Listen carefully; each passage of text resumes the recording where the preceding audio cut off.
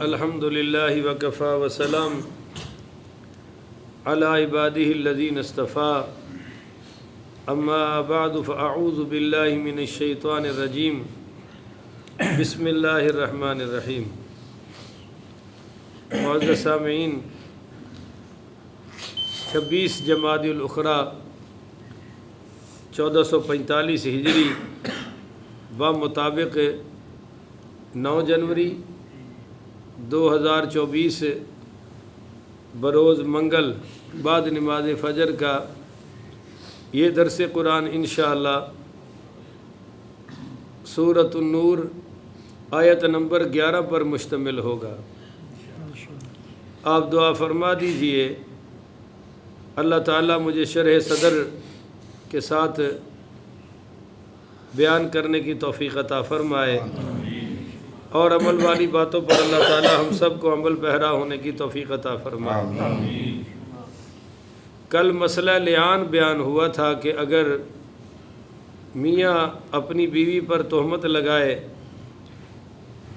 تو پھر وہ 4 گواہ بھی نہ لا سکے، اپنے سوا اس کے پاس کوئی گواہ نہ ہو، تو دونوں میں لعان کرایا جائے گا۔ اس کی ساری تفاصیل کل بیان ہو گئی تھی۔ آیت نمبر 11 سے ایک اگلا واقعہ شروع ہو رہا ہے جس کی وہ تمہید بانی گئی تھی۔ ان الذین جاؤوا بالافک عصبۃ منکم، بے شک جنہوں نے جھوٹی تہمت گھڑی۔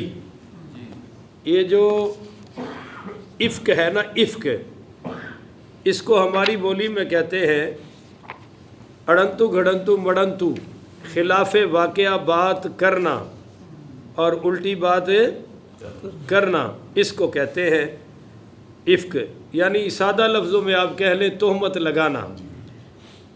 عصبۃ منکم، عصبہ ایک ذہن کے لوگوں کے گروہ اور جماعت کو کہتے ہیں۔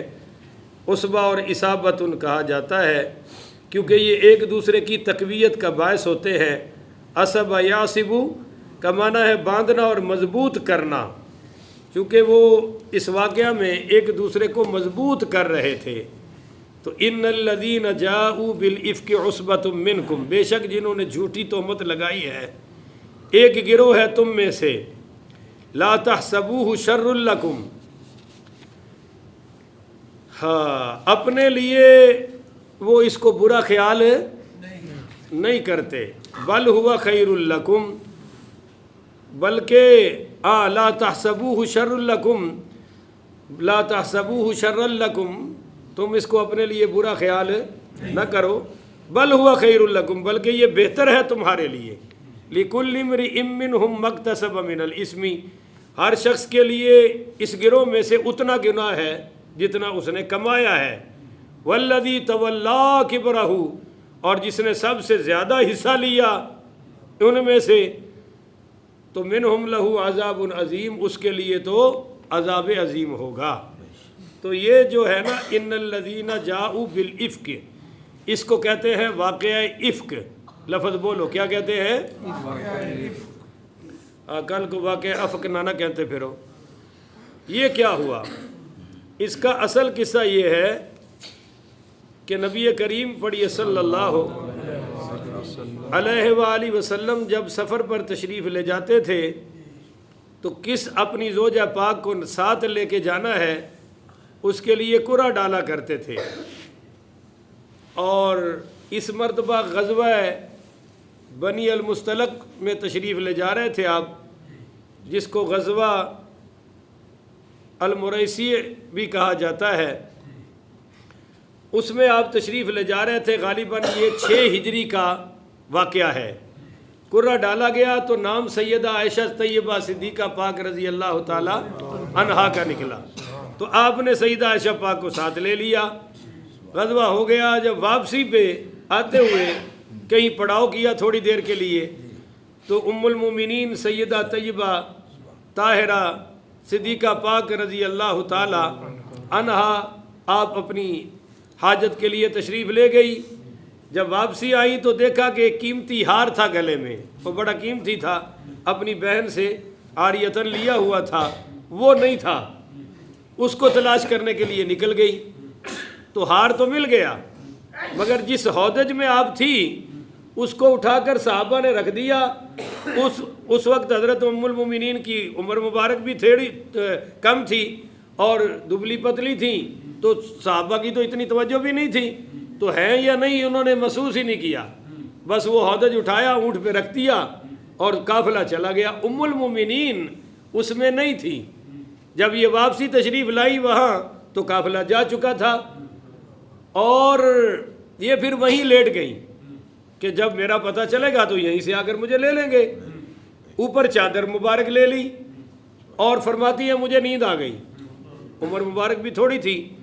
اب جب مجھے نیند آ گئی تو ایک صحابی پیچھے چھوڑے ہوئے تھے، ان کی ڈیوٹی یہ تھی کہ اگر کوئی قافلے میں چیز رہ جائے، گر جائے، تو تم نے اس کو اٹھا کر، ان کا نام ہے حضرت صفوان ابن معطل السلمی رضی اللہ تعالی عنہ، بڑے عظیم المرتبت صحابی تھے اور بڑے پاک باز با حیا صحابی۔ وہ آئے تو انہوں نے دیکھا کہ چادر میں ام المومنین لیٹی ہوئی ہیں، تو انہوں نے آ کر پڑھا، حضرت صفوان نے، انا للہ و انا الیہ راجعون۔ تو اماں جی فرماتی ہیں میں نے اٹھی اور اسی چادر کا میں نے وہ پردہ کر لیا، ان کے پاس اونٹ تھا، انہوں نے بٹھایا، میں سوار ہو گئی اور وہ اونٹ کی مہار پکڑ کے چل دیے۔ فرماتی ہیں کہ سارے سفر انہوں نے میرے ساتھ کوئی بات نہیں کی، نہ میں نے ان کے ساتھ کوئی بات کی۔ جو ہی یہ قافلہ باہر نکلا تو وہ چونکہ یہ رات کا سفر تھا، باہر نکلے، اگلے دن ظہر کو پہنچے تو عبداللہ ابن ابی رئیس المنافقین، اس کو جناب یہ موقع مل گیا، اس نے تو یہ بات کھڑی کر دی معاذ اللہ کہ یہ سارا ملی بھگت پہ یعنی تہمت لگا دی، جو بندہ شریف بندہ زبان پر بھی لانے کی ضرورت ہے وہ تہمت قائم کر دی جناب انہوں نے، اور کچھ لوگوں میں بات پھیلتی پھیل گئی۔ اب دیکھیے 2-3 گروہ بن گئے۔ ایک گروہ تو وہ جس نے یقین کر لیا، بولو یقین ہے بھائی، میرے ساتھ بولا کرے سارا، کہنا نہ پڑے آپ کو۔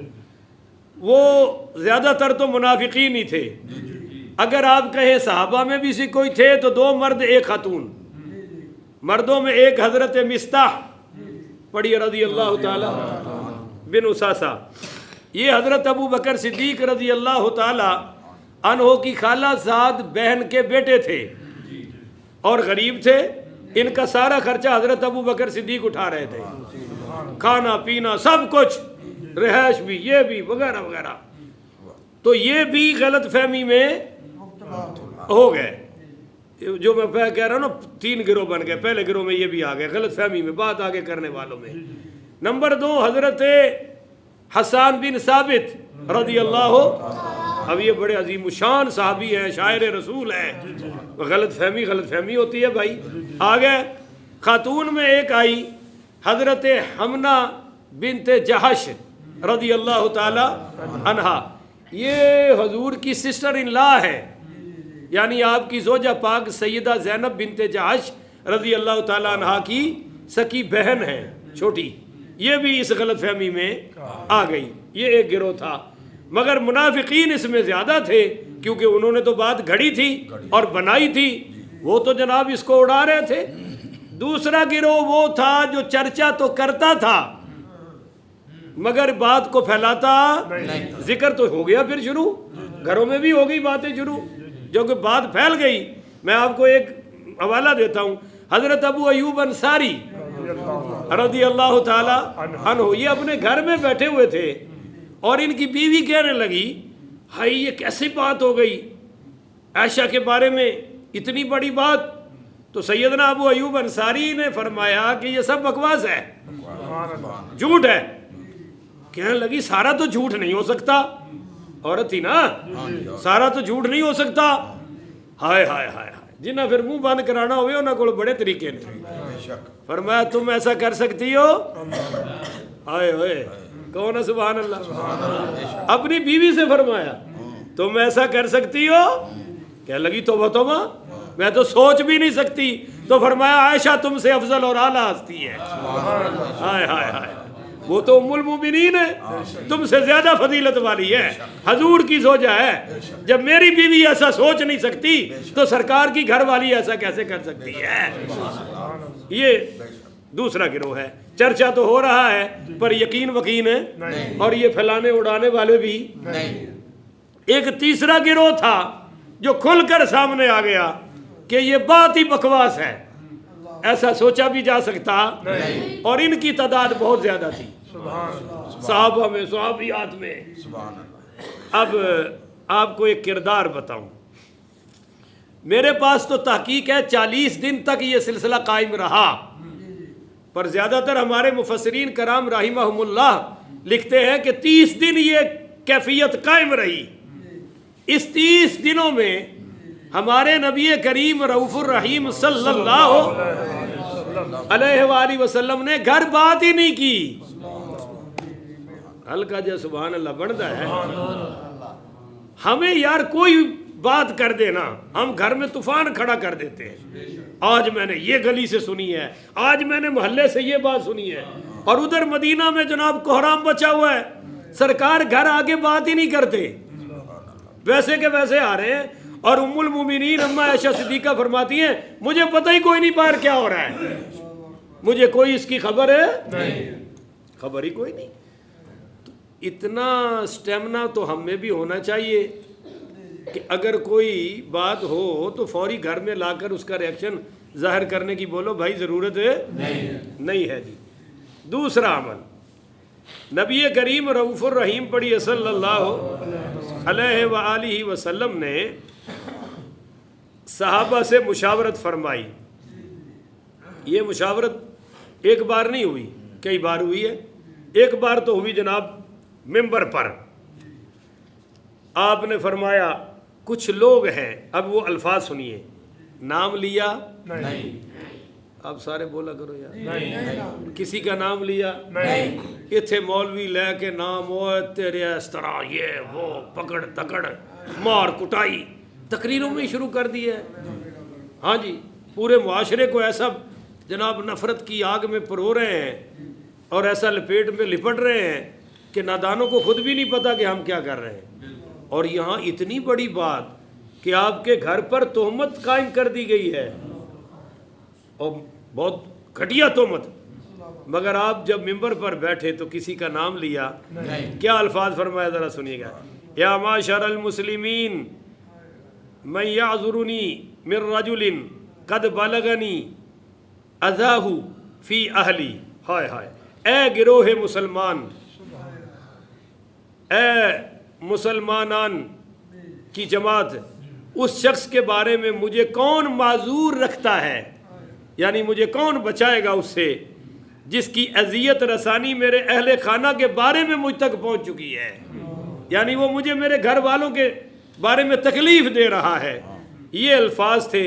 آپ کو نہیں پتا تھا کہ تہمت گھڑنے والا کون ہے؟ بھائی بولو نا, سیدھا اشارہ کرتے ہو قتل کر دو اس کو, اس نے میرے گھر کے بارے میں ایسی بات کی ہے.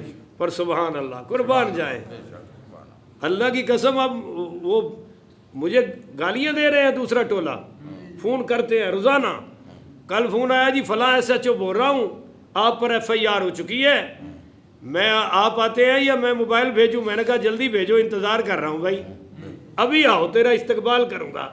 مجھے تو پتا تھا کہ کون ہے اور کیا کر رہے ہیں. تو سارا دن فون آ رہے ہیں, یہ بتاؤ, یہ کرو, کوئی بددعائیں دے رہا ہے, کوئی گالیاں دے رہا ہے. بھائی ہمیں پرواہ ہی نہیں ہوتی. میں رات کو کہتا ہوں اللہ تیرا شکر ہے میری تبلیغ تو نے قبول فرما لی ہے. وہ سٹ تے لگنی چاہیے نا انہوں نے جڑے صحابہ دے دشمن نے, تو تکلیف تو پہنچ گئی اور بہت اچھی بات ہے. فرمایا مجھے تکلیف پہنچا رہا ہے. فواللہ ما علمت علی اہلی الا خیرا. ایک بات نوٹ کرنا بھائی, ستے سنیو, آپ ہے سوئے سنی, پورے ملک کی بات کر رہا ہوں, سنی سویا رہتا ہے بیچارہ. قوالی شریف نعت شریف غور سے سنتا ہے, مولوی شریف کو غور سے نہیں سنتا. اس واقعہ کی بنیاد پر تمام اہل حدیث بھائی, آج میں بھائی کہہ رہا ہوں, اور دیوبندی بھائی یہ کہتے ہیں کہ دیکھو جی نبی کو خبر ہوتی تو پریشانی کیوں کرتے. اگر نبی کو علم ہوتا تو کہنا وہ یہ چاہتے ہیں کہ جس نبی کو گھر کی خبر نہیں وہ تمہاری خبر کیسے رکھتا ہے. اگر خبر ہوتی تو یہ 30 دن کیوں پریشان رہتے. کیوں یہ معاملہ پہلے دن کہہ دیتے؟ ہم ان سے کہتے ہیں کہ بابا اگر تم میں عقل نہیں ہے تو عقل والوں کے پاس آ جاؤ، تم میں علم نہیں ہے تو علم والوں کے پاس آ جاؤ۔ میں تو دل سے رو کے بات کر رہا ہوں کہ تم نے اپنی فرقہ واریت کی بھیٹ نبی کی عزت کو بھی چڑھا دی ہے، یہ بھی نہ خیال کیا کہ کس ہستی کے بارے میں جنہوں نے ہمیں کلمہ عطا فرمایا ہے، جن کے ذریعے سے قرآن ملا ہے، جن کے ذریعے سے دین و اسلام ملا ہے۔ آج تم یہ کہہ رہے ہو تانوں اپنی دھیاں دا بھی پتہ ہے، اپنی بیویاں دا بھی پتہ ہے، حضور نو نہیں سی پتہ، یہ عقیدہ لیے پھرتے ہو۔ اب سنیے، حضور پاک نے اسی منبر پر صحابہ سے مشاورت کے بارے میں کیا فرمایا؟ فَوَاللَّهِ مَا عَلِمْتُ عَلَىٰ أَهْلِي إِلَّا خَيْرًا، اللہ کی قسم میں نے اپنے گھر والوں میں خیر کے سوا کچھ نہیں دیکھا۔ مَا عَلِمْتُ إِلَّا أَهْلِي، مَا عَلِمْتُ عَلَىٰ أَهْلِي إِلَّا خَيْرًا، میں جانتا ہوں میرے گھر میں خیر ہی خیر ہے۔ تم کہتے ہو نبی جانتا ہی نہیں ہے، نبی کو علم ہی نہیں ہے، اب تمہاری مانے یا حضور کی مانے؟ اور فرمایا وَمَا عَلِمْتُ عَلَىٰ أَهْلِي مِنْ سُوءٍ، اور میں اپنے گھر والوں کے بارے میں کوئی بھی غلطی کا اور کوئی بھی برے کام کا علم رکھتا، یعنی مجھے پتہ ہے کہ میرے گھر والے ٹھیک ہے۔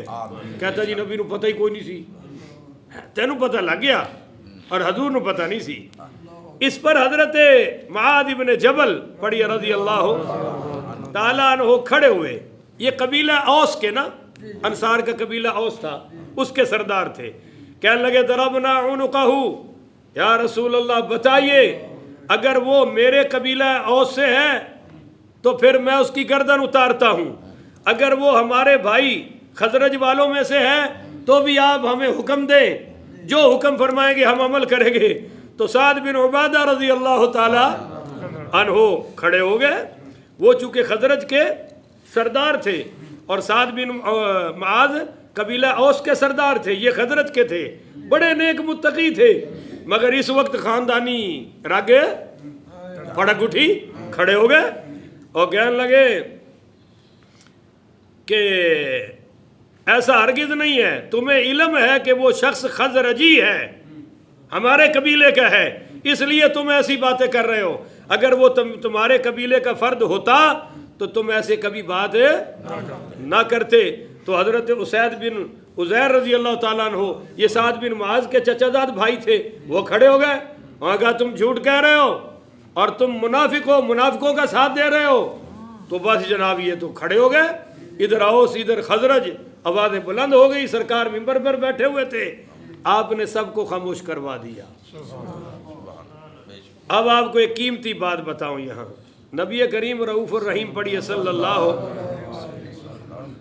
علیہ وآلہ وسلم نے اسامہ بن زید کو بلایا، ان سے پوچھا کہ تیری اس بارے میں کیا رائے ہے؟ توجہ ہے بھائی؟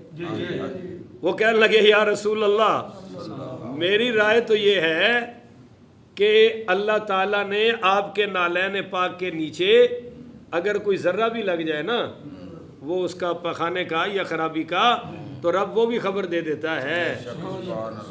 مولا علی نے بھی ایک روایت میں یہی فرمایا ہے۔ تو حضرت اسامہ پڑھیے رضی اللہ بن زید، یہ چونکہ سرکار کے منہ بولے کے بیٹے تھے، انہوں نے تو جو محبت تھی اہل بیت کی وہ ظاہر کر دی۔ پھر آپ نے مولا علی پاک بھی ساتھی تھے، ان سے پوچھا رضی اللہ تعالیٰ علی تیری کیا رائے ہے؟ تو حضرت علی رضی اللہ تعالیٰ عنہ کہنے لگے یا رسول اللہ آپ پریشان نہ ہوں، اللہ نے آپ کے لیے عورتوں کی کوئی کمی نہیں رکھی، آپ اور نکاح فرما لیں، آپ کو پریشان ہونے کی ضرورت ہے، مگر آپ یہ کریں کہ بریرہ جو حضرت عائشہ کی نوکرانی ہے، وہ ہر وقت ساتھ ہی رہتی ہے، اس کو بلا کے پوچھے نا کہ حضرت عائشہ کے بارے میں رائے کیا ہے۔ کہو سبحان اللہ۔ باب العلم سے کتنی خیر کی بات بتائی کہ جو ہر وقت ساتھ رہتی ہے اس سے پوچھے۔ چنانچہ حضرت بریرہ رضی اللہ تعالی عنہا کو بلایا گیا تو فرمایا اے بریرہ حال رأیتی من شیء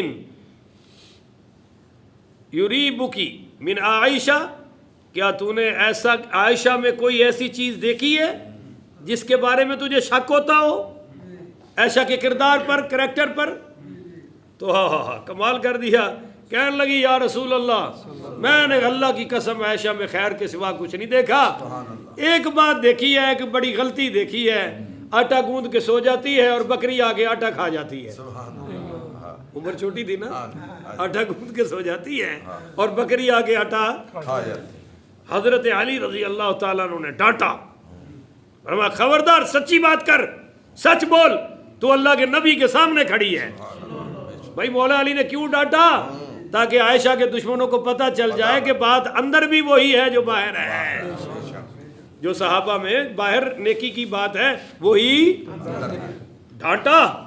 تو حضرت بریرہ کہنے لگی سبحان اللہ واللہ ما علمت علیہا الا ما يعلم الصائغ على تبر الذهب الاحمر، کہنے لگی سبحان اللہ میں تو عائشہ کے بارے میں ایسے جانتی ہوں جس طرح ایک زرگر سنیارا اپنے خالص سونے کی ڈلی کے متعلق جانتا ہے، اس طرح میں عائشہ کے متعلق جانتی ہوں کہ پتہ ہے نا زرگر کو کہ یہ میری خالص سونے کی ڈلی ہے، اسی طرح عائشہ بھی خالص متقی پرہیزگار ہے۔ ہائے ہائے ہائے کہو نا سبحان اللہ۔ تو اب یہ جناب مسئلہ ہو گیا۔ اچھا 30 دن گزر گئے، اماں عائشہ صدیقہ پاک کو تو پتہ ہی کوئی نہیں تھا باہر کیا چل رہا ہے، کیونکہ سرکار گھر میں بات ہی نہیں کرتے تھے۔ بات سمجھ آ گئی؟ گھر کا رویہ اور ہے، باہر کا رویہ، گھر کا ماحول اور ہے، باہر کا ماحول اور ہے۔ تو جب آپ حضرت عائشہ صدیقہ فرماتی ہیں کہ ایک دن میں حضرت مستہ کی والدہ ہے ام مستہ، اس کا نام ہے عاتقہ رضی اللہ تعالیٰ عنہا، میں ان کے ساتھ باہر گئی حاجت کے لیے، تو واپسی پہ ان کا دوپٹہ اڑا جھاڑی سے، تو دوپٹہ چھڑاتے ہوئے انہوں نے ایک جملہ کہا تعیسا یا مستح، اے مستح تو برباد ہو جائے، تو ہلاک ہو جائے، اپنے بیٹے کے لیے کہا، سکے کے لیے۔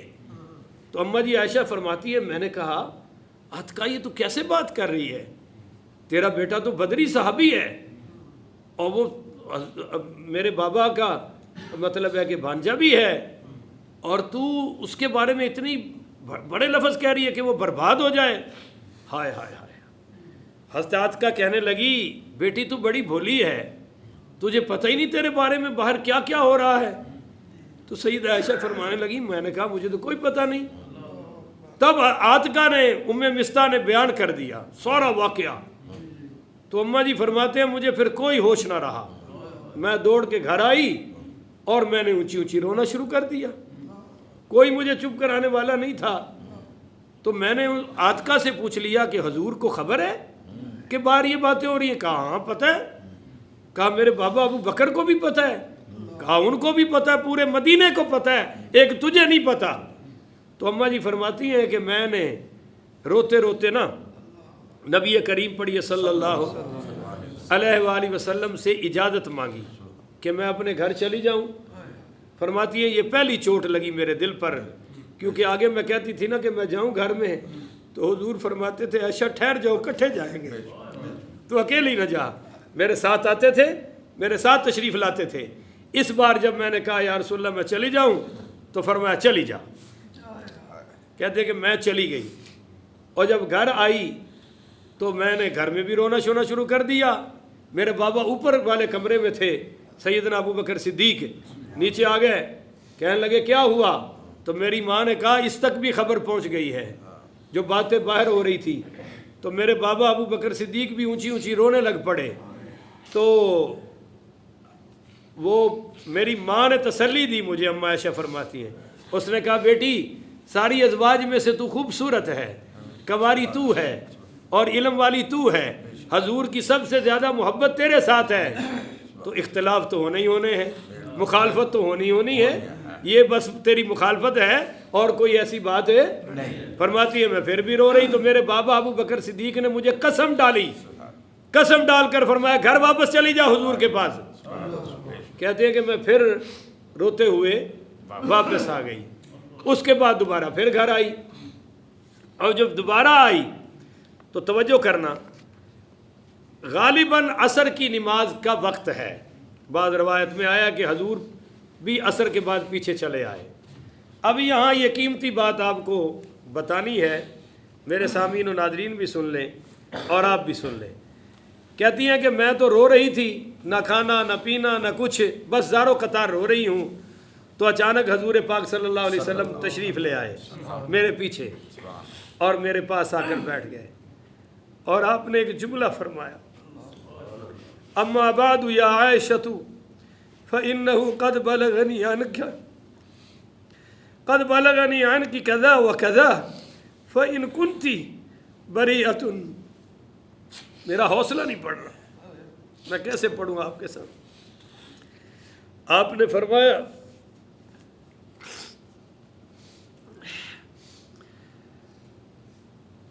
فَسَيُبَرِّئُكِ اللَّهُ وَإِن كُنتِ مَمْتِ بِذَنبٍ فَاسْتَغْفِرِ اللَّهُ وَتُوبِي إِلَيْهِ۔ آپ قریب آئے اور فرمان لگے، عائشہ مجھے تمہارے بارے میں یہ بات پہنچی ہے، اگر تو بے گناہ ہے تو اللہ تجھے ضرور بری کرے گا، اور اگر تو کسی گناہ سے آلودہ ہو گئی ہے تو وَتُوبِي إِلَيْهِ، اللہ سے معافی مانگ لے۔ فَإِنَّ الْعَبْدُ، بے شک کوئی بندہ، اِذَا اعْتَرَفَ بِذَنبِهِ، جب اپنے گناہ کا اقرار کر لیتا ہے، اعتراف کر لیتا ہے، ثُمَّ تَابَ إِلَى اللَّهِ تَابَ اللَّهُ عَلَيْهِ، اور وہ اقرار کر کے اللہ سے معافی مانگتا ہے، توبہ کرتا ہے، تو اللہ اس کی توبہ قبول فرما لیتا ہے۔ بس اماں جی فرماتے ہیں جب میں نے یہ بات سنی حضور کے زبان مبارک سے تو پھر میں تکڑی ہوئی، یکدم میرے آنسو خشک ہو گئے، اور میں پھر بولی، اور وہ جملے کیا تھے ذرا وہ بھی سن لیجیے۔ آپ بولی، فرماتی ہے میری عمر تھوڑی تھی، میں ذرا جذبے سے گرج کے بولی، میں نے کہا انی واللہ لقد علمت لقد سمعتم هذا الحدیث حتی استقر فی انفسکم وصدقتم به۔ فرمایا اللہ کی قسم میں جانتی ہوں کہ آپ لوگوں نے، ہاں جب حضور نے یہ آفر دی تو پہلے حضرت عائشہ نے اپنے باپ سے کہا، ابا جی حضور کو جواب دیں کہ مجھے فرما رہے ہیں کہ اگر تم سے غلطی ہو گئی ہے اللہ سے معافی مانگ لو۔ کوئی گولی چلائی نہیں، کوئی تلوار نکالی نہیں، کوئی تیر نکالا نہیں، یہاں کوئی بات کر دیتا ہے اور گھروں میں قتل و غارت گری شروع ہو جاتی ہے۔ تم حضور سے بڑے غیرت مند ہو۔ حضور کیا فرما رہے ہیں، عائشہ اگر غلطی ہو گئی ہے تو اللہ سے معافی مانگ لے، اللہ توبہ قبول کرنے والا ہے۔ تو اماں جی فرماتی ہیں میں نے اپنے ابا سے کہا جواب دو، تو حضرت ابو بکر صدیق نے فرمایا بیٹی میں کیا جواب دوں، اللہ کے نبی سامنے موجود ہیں۔ ام المومنین فرماتی ہیں میں نے اپنی امی سے کہا امی تو جواب دے حضور کو جو یہ فرما رہے ہیں، تو میری ماں نے کہا کہ میں کوئی جواب دے سکتی، سامنے اللہ کے نبی ہیں۔ تو پھر فرماتی ہے میں خود بولی اور میں نے کہا اللہ کی قسم انی واللہ لقد علمت لقد سمعتم هذا الحدیث حتی استقر فی انفسکم، اللہ کی قسم میں جانتی ہوں کہ آپ لوگوں نے یہ بات سنی ہے اور آپ کے دل میں جم گئی ہے اور آپ نے اس کو سچا سمجھ لیا ہے۔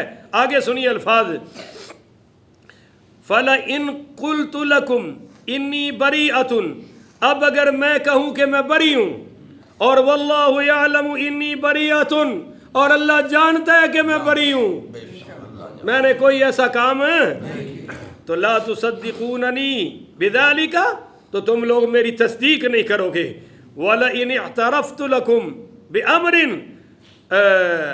اور اگر میں مان جاؤں کہ میں نے یہ کیا ہے تو واللہ یعلم انی منہ بریۃ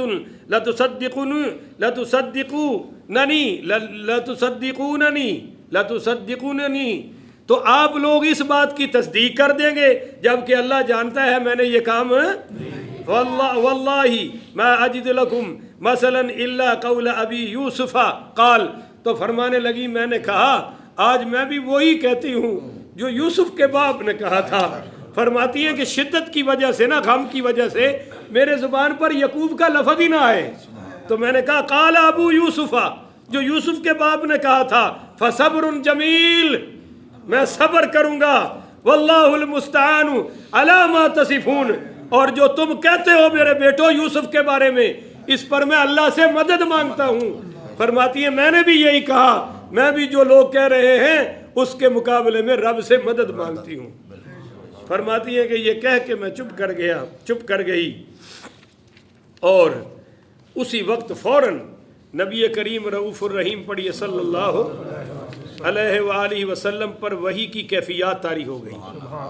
سردی کا موسم تھا، تو جب آپ پر وحی آتی تھی تو آپ وہ کیا کہتے ہیں، پسینہ کے قطرات شدت کی وجہ سے آنے شروع ہو جاتے تھے۔ تو اس وقت ہم نے دیکھا، تو کہتے ہیں کہ میری ماں، اماں عائشہ فرماتی ہیں میری ماں کے ہوش اڑے ہوئے تھے کہ پتہ نہیں کیا فیصلہ آئے گا، کیا ہوگا، کون سی بات نازل ہوگی۔ اللہ اکبر کبیرہ۔ تو جب یوں ہی وحی کی کیفیت ختم ہوئی تو حضور مسکرا رہے تھے۔ آپ نے فرمایا یا عائشہ تو ام اللہ عز وجل فقد برأکی، اے عائشہ تجھے مبارک ہو، اللہ نے تیری بریت نازل فرما دی ہے۔ کہو نا سبحان اللہ۔ اب یہاں ایک بات بتاؤں، میں آپ دو باتیں بتانا چاہتا ہوں بڑی قیمتی۔ ایک تو یہ ہے کہ آگے چل کے ہم پڑھیں گے کہ حضور نے جب صحابہ سے مشورہ کیا کہ اب کیا کرنا چاہیے، میرے گھر والوں کے بارے میں مجھے تکلیف دی جا رہی ہے، تو صحابہ نے اپنی اپنی رائے دی، تو حضرت عمر بھی مجمع میں کھڑے ہو گئے۔ کہو نا سبحان اللہ۔ ہائے ہائے ہائے ہائے، عمر بھی ماں کوئی نہیں جم سکتی، ایک کوئی عمر سی۔ کہنے لگے یا رسول اللہ، ہائے ہائے یہ کیا باتیں ہو رہی ہیں، آپ مجھے بتائیں عائشہ سے نکاح آپ نے کیا ہے یا رب نے کروایا ہے؟ بولنا سبحان اللہ۔ واہ عمر، واہ عمر، واہ عمر۔ آپ کو پتہ ہے کہ جب حضرت عمر زخمی ہوئے تو اپنے بیٹے عبداللہ ابن عمر کو بھیجا کہ جاؤ اماں جی سے پوچھو کہ آپ کے حجرے میں ایک حضور ہے، ایک ابو بکر ہے، میری جگہ بن سکتی ہے؟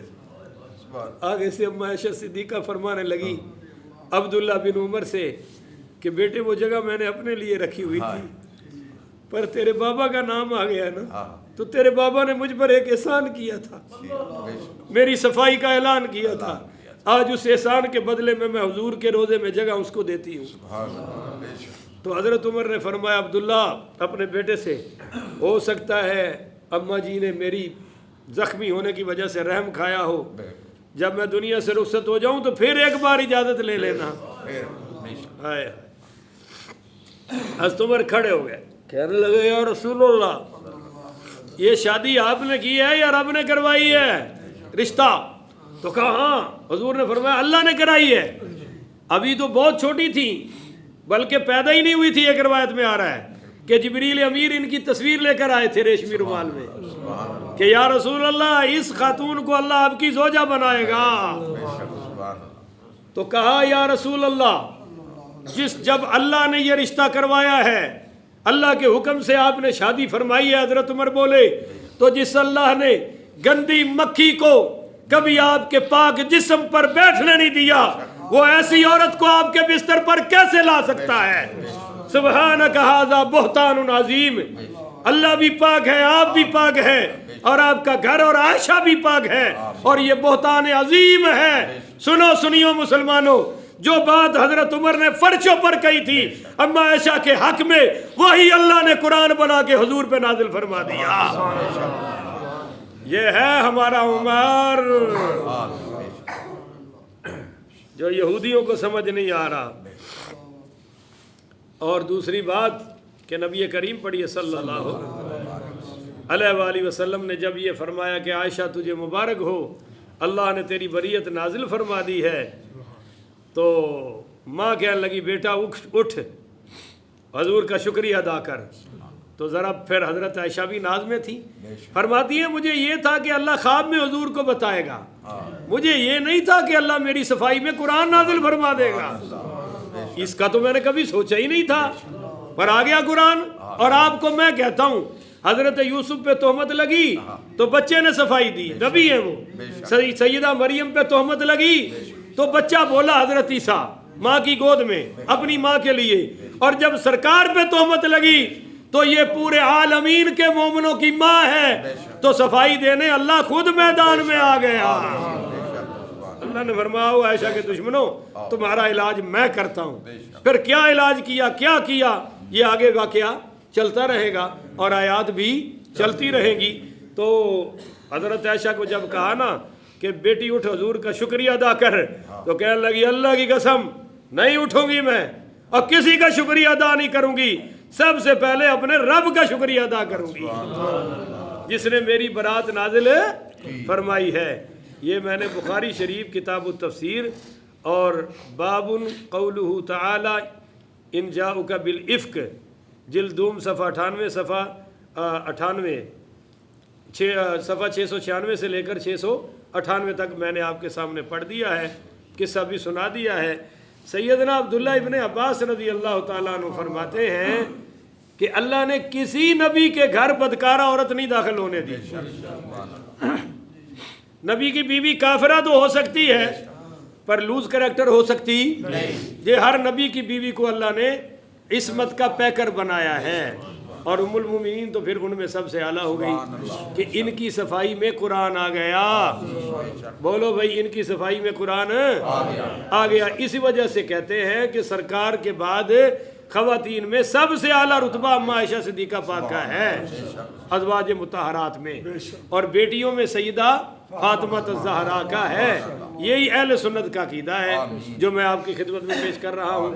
اللہ تعالیٰ سے دعا ہے اللہ مجھے اور آپ کو عمل کرنے کی توفیق عطا فرمائے. اب آگے کل سے ہم یہیں سے تفسیر شروع کر دیں گے. واقعہ اب آپ کے ذہن میں آ گیا ہے, اس کو آپ ذہن میں رکھیں گے تو آگے پھر ساری چیزیں سمجھ آ جائیں گی. کہو انشاءاللہ. آخر وداعنا الحمدللہ رب العالمین.